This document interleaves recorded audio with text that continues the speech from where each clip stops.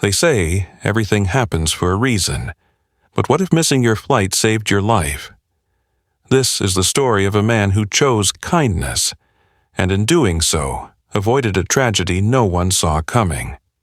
Stay till the end, because what you're about to hear will stay with you for a long time. It was a regular Tuesday morning at JFK Airport in New York. Businessman Ethan Cole, 32 years old, sharp on schedule, was rushing through Terminal 4. He had a 9:45 a.m. flight to Los Angeles for the biggest pitch of his career. He'd rehearsed his presentation 100 times. This was the deal that could change his life forever. As he neared Gate 27, phone in hand, boarding pass ready, something caught his eye. A frail, elderly woman struggling with 2 suitcases near the escalator. People walked by, indifferent. Some glanced, most ignored. Ethan paused. His inner voice whispered, "You don't have time." But something stronger said, "Help her." He turned around. He approached gently. "Ma'am, can I help you with your bags?" She smiled, relieved, and nodded. Her name was Margaret, 82 years old, headed to Boston to see her granddaughter for the first time in years. Her flight was at a different terminal, far away. She'd gotten lost and was almost in tears. Ethan grabbed her bags, walked her to the airport cart, waited with her through the terminal confusion, and made sure she reached her gate safely. The whole process took 30 minutes. By the time he returned to Gate 27, Flight 2987 to Los Angeles had closed its doors. He ran, pleaded, but rules were rules. The jet bridge was pulled. The plane had departed.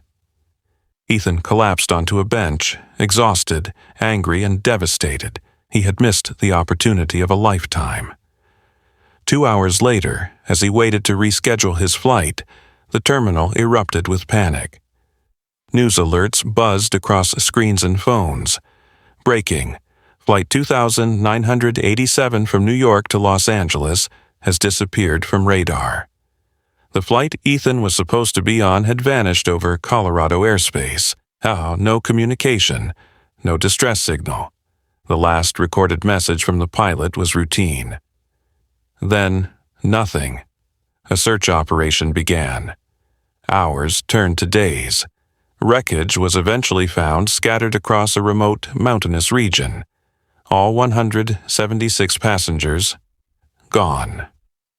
Ethan sat frozen. His legs trembled.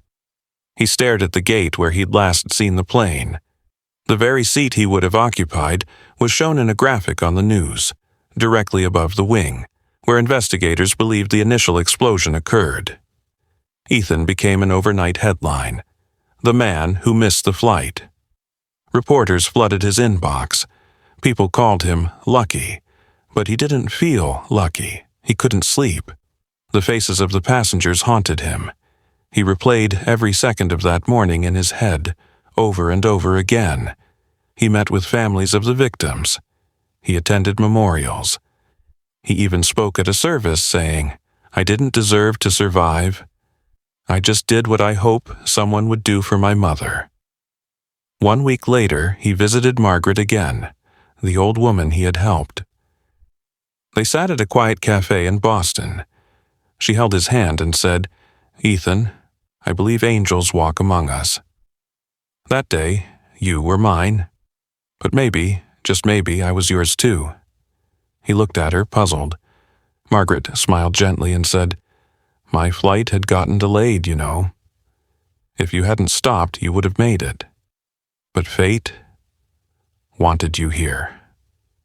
Her words echoed in his soul. It wasn't just an act of kindness. It was something greater, something he couldn't explain. Ethan never took that L.A. job.